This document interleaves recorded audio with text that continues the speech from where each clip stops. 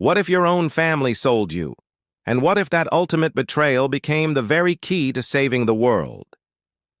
This is the incredible story of Joseph in Egypt, a slave who rose to power, forgave his enemies, and turned unimaginable pain into an even greater purpose.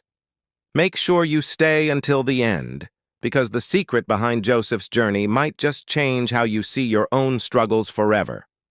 Joseph was the favorite son of Jacob, the dreamer with the famous coat of many colors. His father's love was obvious, and so was his brother's burning jealousy. Joseph, with youthful excitement, often spoke of his dreams. "I dreamed that we were all binding sheaves of grain out in the field," he once said proudly, "and suddenly your sheaves bowed down to mine." His brothers just stared at him, their faces twisting with anger. "Does he really think he'll rule over us?" they muttered to each other.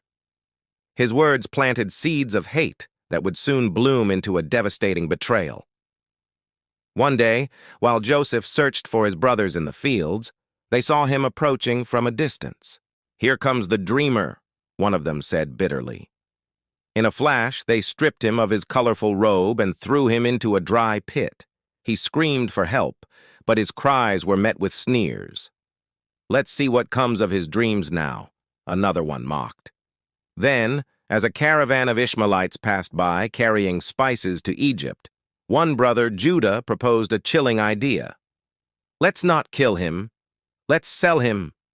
For 20 pieces of silver, the price of a common slave, Joseph was sold by his own blood. The brothers returned home with Joseph's torn robe, which they had soaked in goat's blood. They presented it to their father, Jacob, pretending to be filled with sorrow. "Do you recognize this, father?" Jacob's face fell. His world shattered in an instant. "My son, my Joseph has been devoured by a wild beast." He tore his clothes in grief, crying out in agony that would last for years. A father's heart was broken. A son's destiny, however, had just begun. Far from home, Joseph was taken to Egypt, a land of towering monuments and golden idols. There, he was sold to Potiphar, the captain of Pharaoh's guard. Even as a slave in a foreign land, Joseph's spirit shone brightly. He worked diligently, managing Potiphar's entire household with remarkable wisdom and honesty. "Everything this man touches prospers," Potiphar marveled.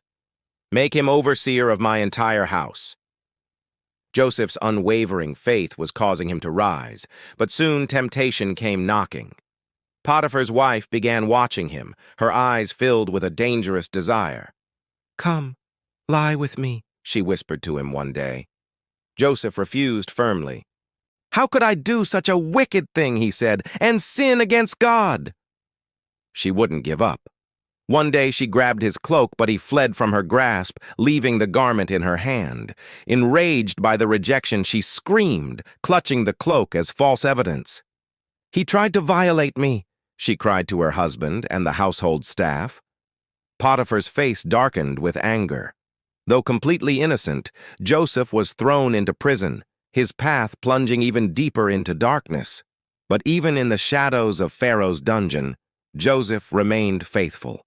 There, he met 2 of Pharaoh's former servants, his chief cupbearer and his chief baker, each troubled by strange dreams they couldn't understand. "Tell me your dreams," Joseph said gently. The cupbearer began. "In my dream, I saw a vine with 3 branches. It budded, blossomed, and bore grapes. I took the grapes and pressed them into Pharaoh's cup." Joseph smiled. "In 3 days, you'll be restored to your position. But please, remember me when it happens." The baker spoke next. "In my dream, I had 3 baskets of bread on my head, and the birds came and ate from them." Joseph's face grew solemn. "In 3 days, Pharaoh will lift off your head." And just as Joseph said, 3 days later, both dreams came true. Yet in his newfound freedom, the cupbearer forgot all about Joseph. 2 long, silent years passed by, years of waiting in the darkness. Then, one night, Pharaoh himself awoke in terror. I dreamed of 7 fat, healthy cows being eaten by 7 thin, sickly ones. None of my magicians can explain it." Suddenly, the cupbearer remembered. "My lord, there is a man in prison who interprets dreams truly." In an instant, Joseph was summoned from the dungeon. He was bathed, shaved, and brought before the mighty throne of Egypt. Pharaoh studied him. "I hear you can interpret dreams." Joseph bowed humbly. "I cannot, but God will give Pharaoh an answer of peace." Listening carefully to the king's dreams, Joseph then explained, "The 2 dreams are one. There will be 7 years of incredible abundance throughout Egypt, followed by 7 years of devastating famine. Let Pharaoh appoint a wise and discerning man to store up grain during the good years, so that the land may not perish in the bad." Pharaoh was completely struck by his wisdom. "Can we find anyone like this man?" he said to his officials, "one in whom is the Spirit of God." And just like that, the prisoner became the prime minister. Robes of fine linen replaced his prison chains. A gold signet ring was placed on his hand. For 7 years, Egypt flourished. Under Joseph's brilliant guidance, the storehouses filled to the brim. Then, just as he had foretold, a crippling famine swept across the entire region. The soil cracked, the rivers dried up, and hunger spread everywhere. People from all nations came to Egypt seeking food, including some faces Joseph never thought he'd see again. One day, 10 men bowed low before him, his very own brothers. They did not recognize the powerful Egyptian governor standing before them, but Joseph knew them instantly. "You are spies," he said sternly, deciding to test their hearts. They pleaded desperately, "No, my lord, we are 12 brothers. One is no more, and the youngest remains with our father." Joseph's eyes flickered with emotion. He imprisoned one brother and sent the rest back with grain, demanding they return with their youngest brother Benjamin. Time passed, and desperate hunger drove them back to Egypt, this time with Benjamin. Joseph wept in secret when he saw his little brother alive and well, yet he continued the test. He ordered his personal silver cup to be hidden in Benjamin's sack of grain. When it was discovered, the brothers fell to their knees in despair. "Please let the boy go," Judah begged, offering himself as a slave in Benjamin's place. "Take me instead."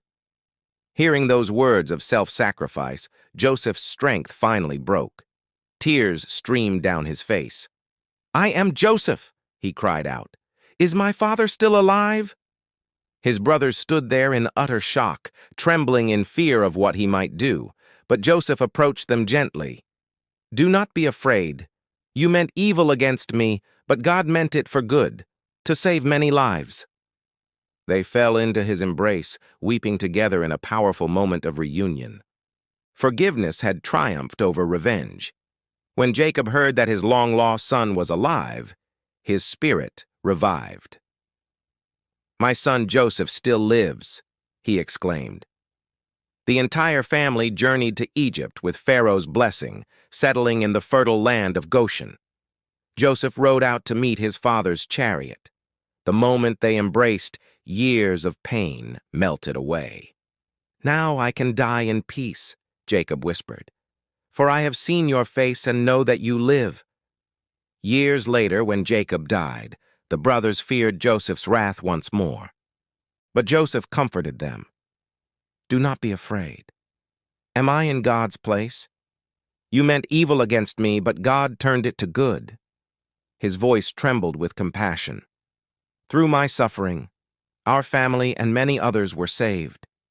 From a pit to a palace, from betrayal to blessing."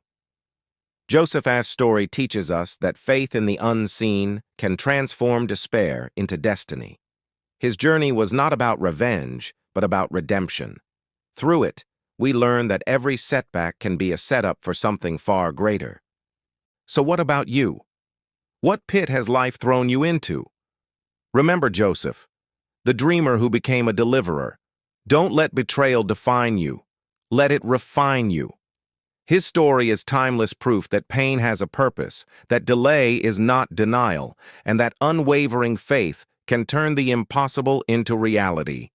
If this story moved you, comment below with the word faith. Click the link on your screen to subscribe and continue exploring the extraordinary stories from the Bible that still transform hearts today.